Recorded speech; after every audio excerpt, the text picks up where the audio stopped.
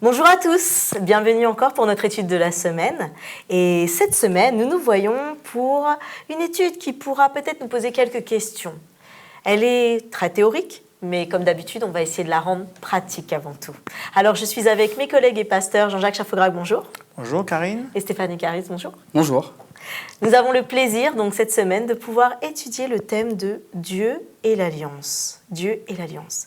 Mais juste avant, je vais inviter le pasteur Chaffograc à prier. Notre Dieu, notre Père Céleste, merci pour l'occasion qui nous est donnée de pouvoir étudier ta parole. Puisse-t-elle nous faire du bien. Au nom de Jésus-Christ, nous te prions et pour ta gloire. Amen.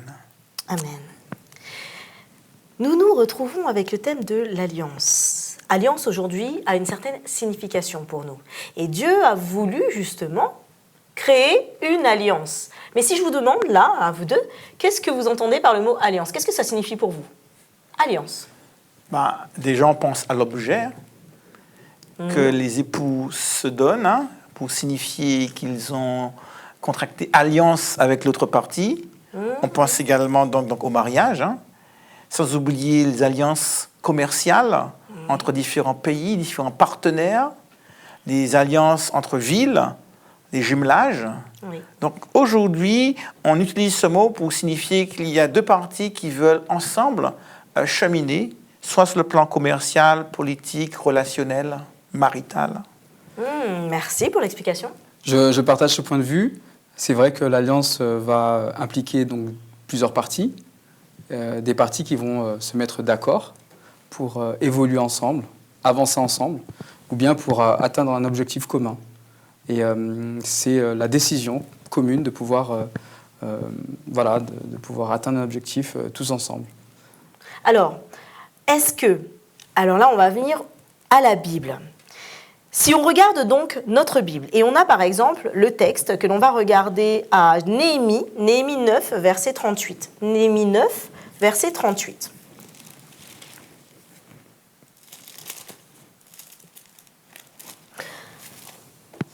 Alors si on reprend le contexte, donc le peuple avaient été déportés. Là, ils sont revenus à Jérusalem, ils ont reconstruit le temple, ils ont donc pu lire la parole de Dieu, ils ont pu se reconsacrer à Dieu. Et là, il est écrit, « Pour tout cela, nous contractâmes une alliance que nous mîmes par écrit, et nos chefs, nos lévites et nos sacrificateurs y apposèrent leur sceau. » Nous avons donc un peuple là qui parle d'alliance. Qu'est-ce qu'il veut dire en fait là ? Ils ont établi un contrat entre eux, c'est un peu comme une famille qui a établi un contrat familial. Qu'est-ce qu'ils font en fait là? Celui qui contracte une alliance, il s'engage.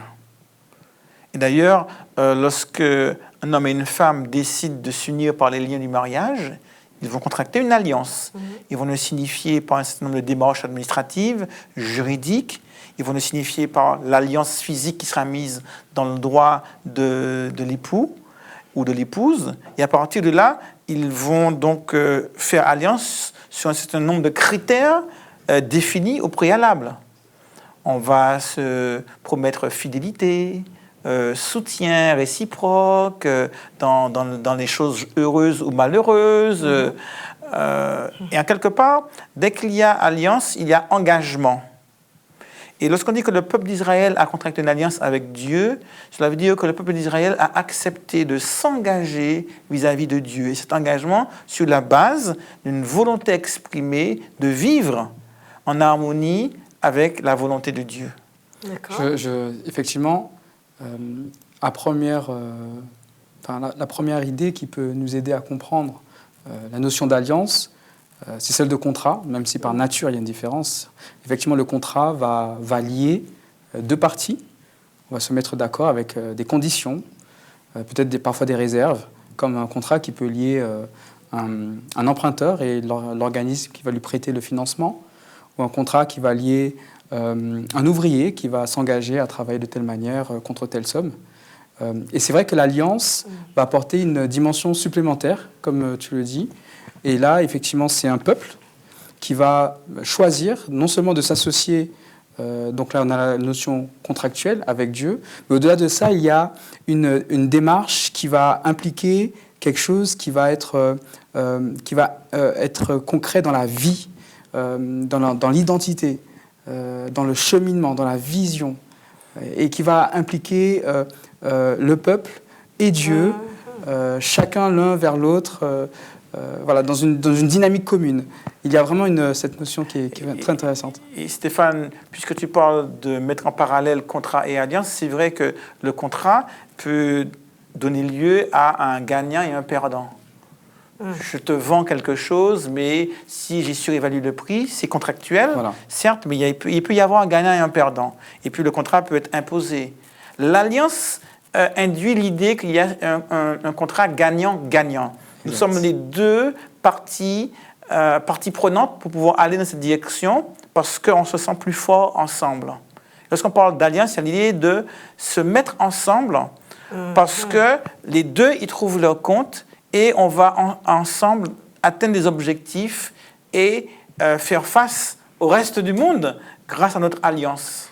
Et on le voit bien dans les cas des guerres. Hein. Ouais. Quand Oui, on c'est fait vrai. alliance, C'est ça, on parle d'alliance, on est ensemble pour pouvoir être plus fort, plus pour fort aller plus loin. contre l'ennemi. Tout Voilà, à fait. donc à tout à partir de fait. là, lorsqu'on parle d'alliance avec Dieu, il y a l'idée de quand je suis avec Dieu, je suis plus fort. Quand je suis avec Dieu, je suis plus serein, plus joyeux, plus prospère. Et donc on parle d'alliance parce que le peuple a le sentiment qu'ils ne sont pas dans une contrainte à leurs dépens, mais au contraire d'une stratégie pour mieux vivre, Alors, plus épanoui. moi, je suis tout à fait d'accord avec cette idée de stratégie, dans le sens où, humainement, on sait faire des alliances. Et aisément, on pourra faire une alliance pour collaborer ou une autre alliance pour collaborer aussi. Maintenant, concrètement, parce que pour nos internautes qui nous regardent, j'ai quelle certitude que Dieu il a fait alliance avec moi, en fait? Parce que moi, je veux faire alliance avec Dieu. Mais qui me dit que Dieu a fait alliance avec moi? Qu'est-ce qui me fait dire que l'alliance, elle est conclue entre les deux parties? Bien, à un moment donné, on est dans le cadre du livre de Néhémie, où la lecture publique de la Bible sera faite au peuple. Et dans cette Bible, dans cette Torah, dans cette écriture qui est lue au peuple, il est dit que Dieu s'engage vis-à-vis du peuple, si le peuple s'engage vis-à-vis de lui. Exact. Donc c'est un acte de foi. On est dans une dimension religieuse où le peuple a choisi de croire, choisi de faire confiance par la foi en cette écriture qui leur a été lue. À partir de là, si Dieu le dit, j'y crois. Si la Bible dit, je le crois. Merci. Et puisque je le crois, alors je vais agir en conséquence. Pour apporter un élément de réponse donc à cette question, je lis dans Ruth, chapitre 1, les versets 16 et 17. On peut lire à partir du verset 15. Naomi dit à Ruth, « Voici ta belle-sœur retournée vers son peuple et vers ses dieux. Retourne comme ta belle-sœur. » Ruth répondit, « Ne me presse pas de te laisser, de retourner loin de toi. Où tu iras, j'irai. Où tu demeureras, je demeurerai. Ton peuple sera mon peuple et ton Dieu sera mon Dieu. Où tu mourras, je mourrai et j'y serai enterré. Que l'Éternel me traite dans toute sa rigueur si autre chose que la mort vient à me séparer de toi. » Et ici, ce discours de Ruth vers Naomi, pour moi, c'est une définition de ce qu'est l'alliance.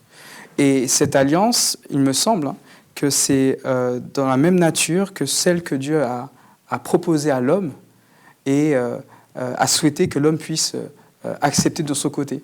Donc dans la notion d'alliance, il y a cette notion où je suis prêt à aller jusqu'au bout pour toi. Je suis prêt à me dépasser et voire à mourir pour toi. Alors justement, mais concrètement, Dieu, dans la Bible, nous est montré comme un Dieu qui ne change pas, immuable, qui reste le même, qui a donné sa promesse, son alliance, qui ne la retirera pas. Mais qu'est-ce qu'il en est de nous alors? Parce que si moi, je n'entre pas dans cette alliance, ou si je n'ai jamais entendu parler de cette alliance, est-ce que ça veut dire que derrière, je n'ai pas les bénédictions de Dieu? Alors, lorsqu'on lit les 5 livres de Moïse, la Torah, ce livre qui était lu par les responsables à l'époque de Néhémie, on voit que Dieu donne beaucoup de conseils. Des conseils parfois simples, des conseils d'hygiène, des conseils en lien avec l'alimentation, la santé. Un peu comme un parent donnerait des indications à ses enfants. Brosse-toi les dents, va te laver, regarde avant de traverser la rue. Et tous ces petits conseils que donnent les parents aux enfants sont source de bénédiction pour les enfants. Parce qu'en suivant ses conseils, eh bien, il se protège des caries, des accidents de voiture, etc., etc. Il se constitue un avenir certain en faisant leurs devoirs scolaires, en allant à l'école. Je crois que Dieu, comme un père pour le peuple d'Israël et pour nous encore aujourd'hui, nous donne des conseils parfois simplement logiques, raisonnables, en lien avec la santé, la bonne gestion du temps, de la vie, du capital qu'il nous a donné.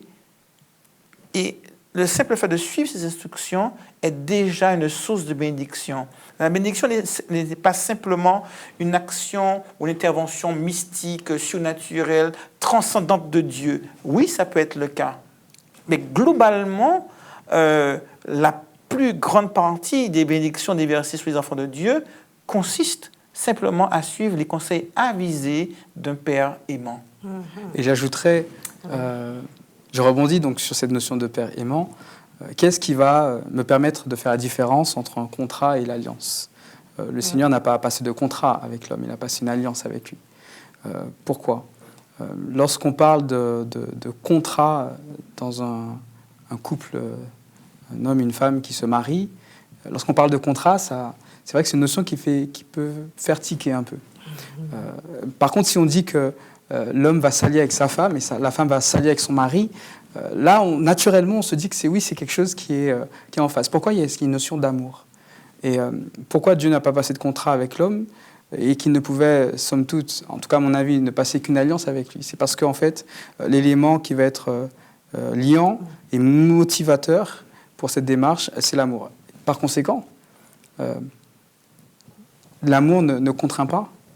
Et si un des partis veut s'éloigner de Dieu, comme ça a malheureusement été le cas avec l'homme et Dieu, cela ne va pas impacter ou affecter l'amour, en tout cas que Dieu a pour l'homme et qui a été à l'origine de motivateur pour contracter cette alliance avec l'homme.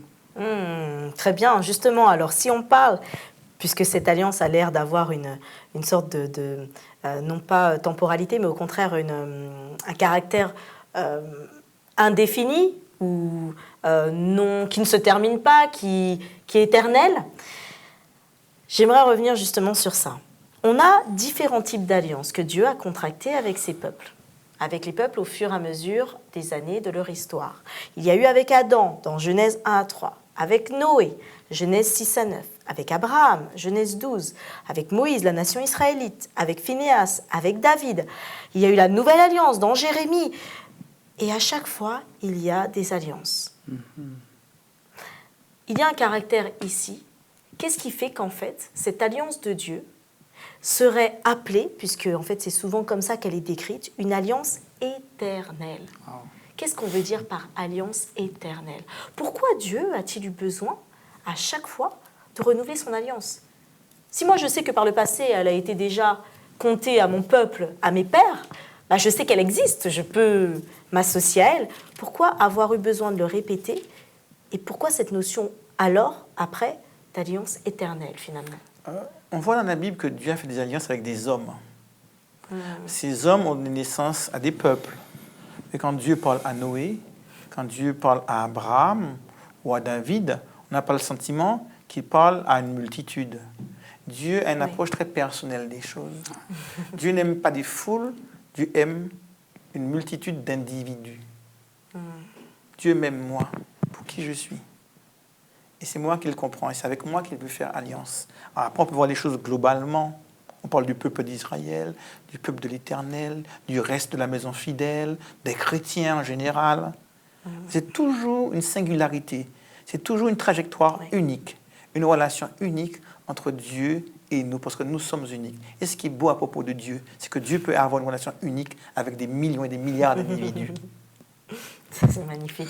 J'aime beaucoup Magnifique. cette notion de relation unique. Si je vais lire par exemple dans 1 Samuel 18, je lirai le verset 3. Jonathan fit alliance avec David parce qu'il l'aimait comme son âme. Et ça rejoint ce que tu disais. La vraie motivation de cette connexion indéfinie, indéterminée qui va se nouer entre Dieu et l'homme, c'est l'amour. Et par conséquent, le Seigneur qui est pédagogue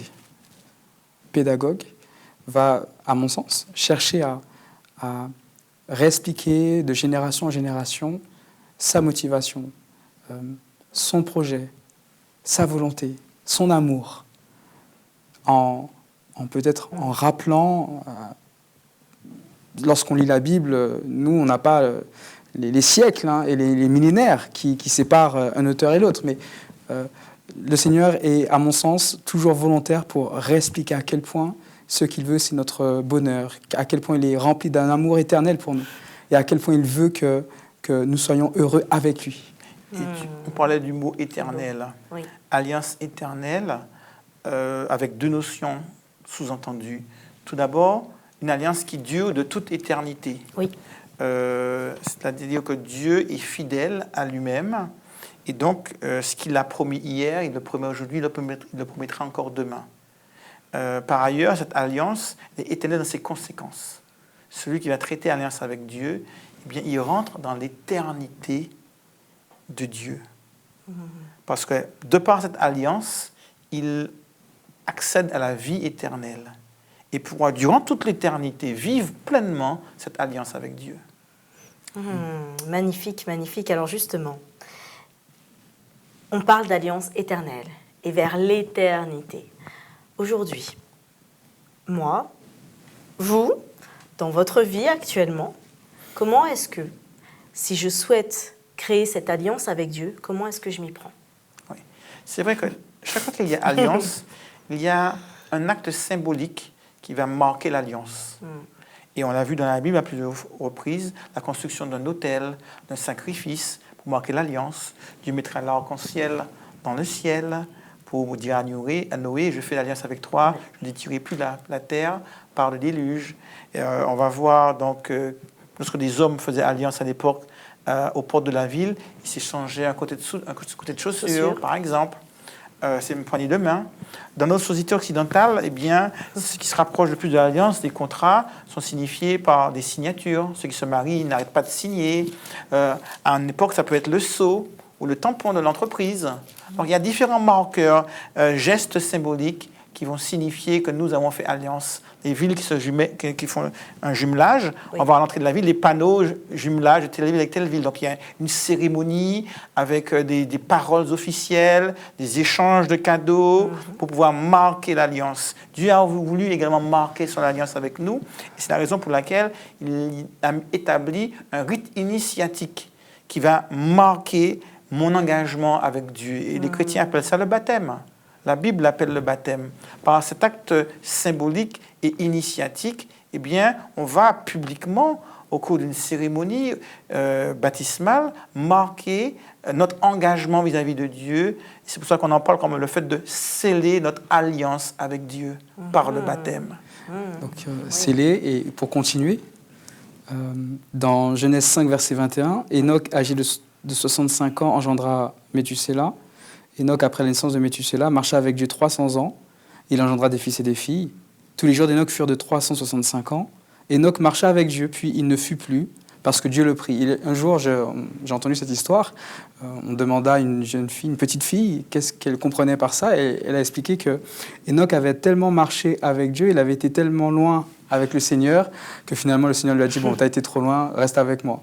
Et donc, pour répondre à cette question, concrètement, ça veut dire on fait alliance tous les deux, on s'accorde, on se met d'accord pour aller dans telle direction ensemble. Et donc, je prends la décision d'aller dans cette direction avec toi. Concrètement, ça peut impliquer le fait d'avoir ce temps particulier avec le Seigneur chaque jour. Chacun, maintenant, va mettre la forme.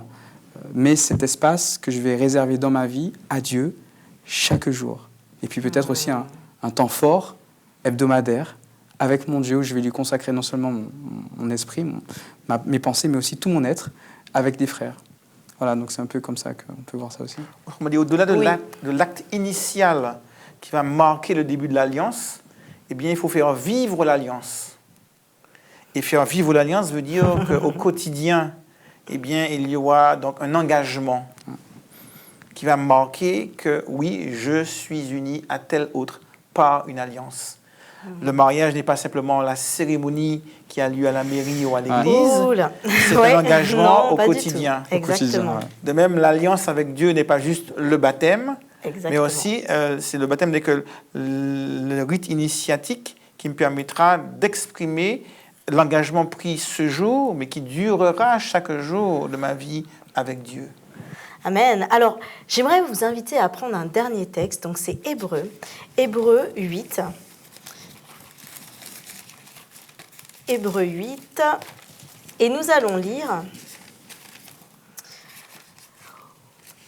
verset 1er au verset 7. Alors Jean-Jacques, si vous voulez bien lire pour nous. Le point capital de ce qui vient d'être dit, c'est que nous avons un tel souverain sacrificateur qui s'est assis à la droite du trône de la majesté divine dans les cieux, comme ministre du sanctuaire et du véritable tabernacle qui a été dressé par le Seigneur et non par un homme. Tout souverain sacrificateur est établi pour présenter des offrandes et des sacrifices, d'où il est nécessaire que celui-ci ait aussi quelque chose à présenter. S'il était sur la terre, il ne serait pas même sacrificateur, puisque là sont ceux qui présentent les offrandes selon la loi, lesquels célèbrent un culte, image et ombre des choses célestes, selon que Moïse en fut divinement averti lorsqu'il allait construire le tabernacle. Est-ce soin, lui fut-il dit, de faire tout d'après le modèle qui t'a été montré sur la montagne. Mais maintenant, il a obtenu un ministère d'autant supérieur qu'il est le médiateur d'une alliance plus excellente, qui a été établie sur de meilleures promesses. En effet, si la première alliance avait été sans défaut, il n'aurait pas été question de la remplacer par une seconde. Et c'est avec l'expression d'un blâme que le Seigneur d'Israël dit à Israël, « Voici, les jours viennent, dit le Seigneur, je ferai avec les gens d'Israël une alliance nouvelle. » Nous avons parlé donc justement du concept d'alliance, de la pratique justement de cette alliance, de quel serait le premier rite ou la pratique qui montrerait qu'on est entré dans cette alliance. De quoi parle-t-il là quand il parle de l'ancienne alliance et la nouvelle alliance justement? C'est vrai que Dieu a eu l'occasion de faire alliance avec Adam en lui promettant de mettre en place un système pour le sauver. On voit qu'il a fait alliance avec Noé lorsqu'il l'a sauvé. Mais avec le peuple d'Israël, il a été question d'une alliance faite avec Abraham. Promesse faite à Abraham, renouvelée à Isaac, à Jacob, qui est Israël, et à travers Israël, l'ensemble du peuple d'Israël. Et lorsque Dieu a fait alliance avec le peuple d'Israël, eh bien, il y a eu tout un système qui a été mis en place, qui a été instauré, notamment par les livres de Moïse, avec les sacrifices, des agneaux qui devaient être immolés pour le pardon des péchés du peuple, avec une intercession, tout un rituel religieux. Et là, le Nouveau Testament va tenter d'actualiser ce rituel. Et on nous dit que Christ est l'agneau. Paul dira même que Christ est l'agneau pascal. Christ, notre Pâque, a été immolé. Et donc le service du sanctuaire dont il est question dans l'Ancien Testament est revisité dans le Nouveau Testament, nous expliquant que ce service n'est que l'ombre de notre service qui a lieu dans le ciel. Que le véritable sacrifice, ce n'est pas un agneau, un animal, mais Jésus-Christ. Et que le grand prêtre n'est pas nommé et descendant de la famille d'Aaron, mais que le grand prêtre, c'est Jésus. Que l'intercesseur entre le peuple et Dieu, ce n'est pas une classe de prêtres, mais Jésus lui-même.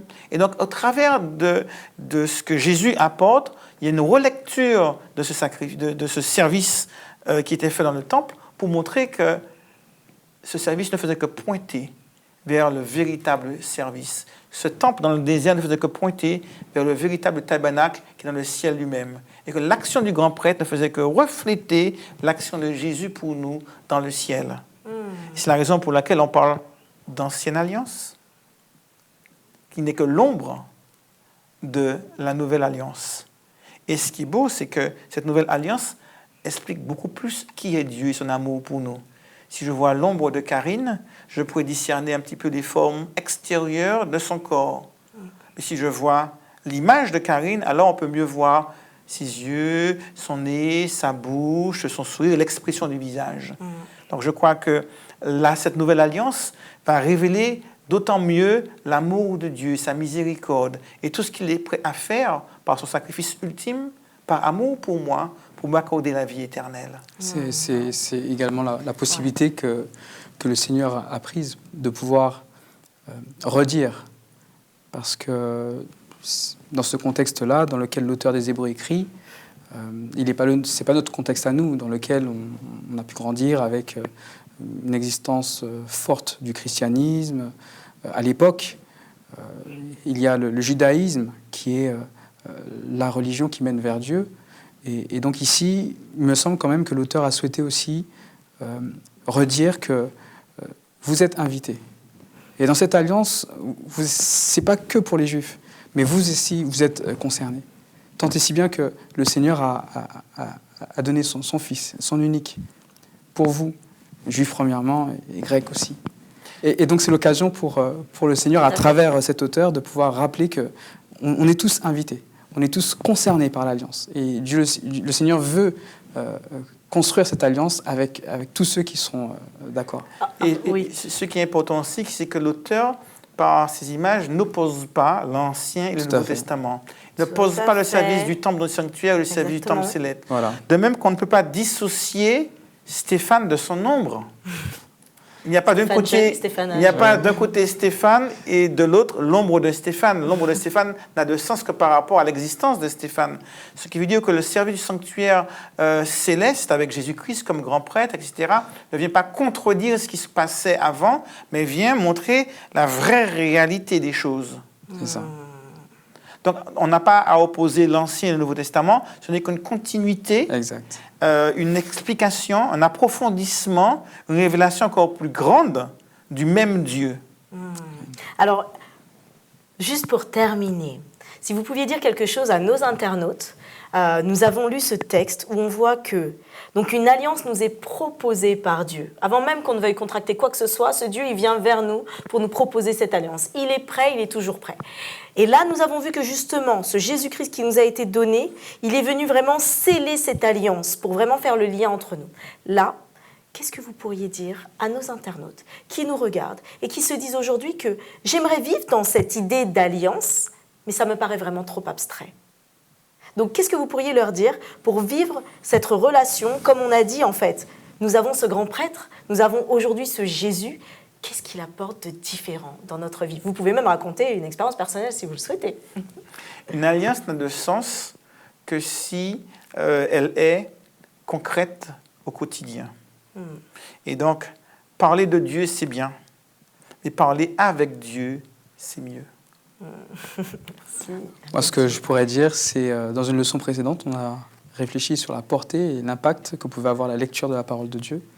Et je crois que le meilleur moyen de comprendre l'alliance et ce qu'elle implique dans ma vie, c'est de comprendre celui qui en est l'auteur. Et pour comprendre qui est Dieu et comment il réfléchit et ce qu'il veut, c'est dans l'étude de la parole, de la Bible. Ouais. Amen. Merci beaucoup à tous les deux. Nous retenons qu'une alliance, c'est cet engagement que nous allons faire. Et lorsqu'on décide d'entrer dans une alliance, on décide de pouvoir appliquer, de pouvoir mettre en pratique, de pouvoir vivre chaque jour la réalité de cette alliance. Alors que vous puissiez réaliser que dans votre vie, ce Jésus-Christ, il était là. Que vous le vouliez, que vous ne le vouliez pas, il est à la porte et il frappe. Il veut créer cette alliance. Entrons dans cette alliance et réjouissons-nous parce qu'il est là, parce qu'il est avec nous et qu'il restera jusqu'à la fin du monde. Soyez bénis, soyez bénis. Bonne semaine à tous.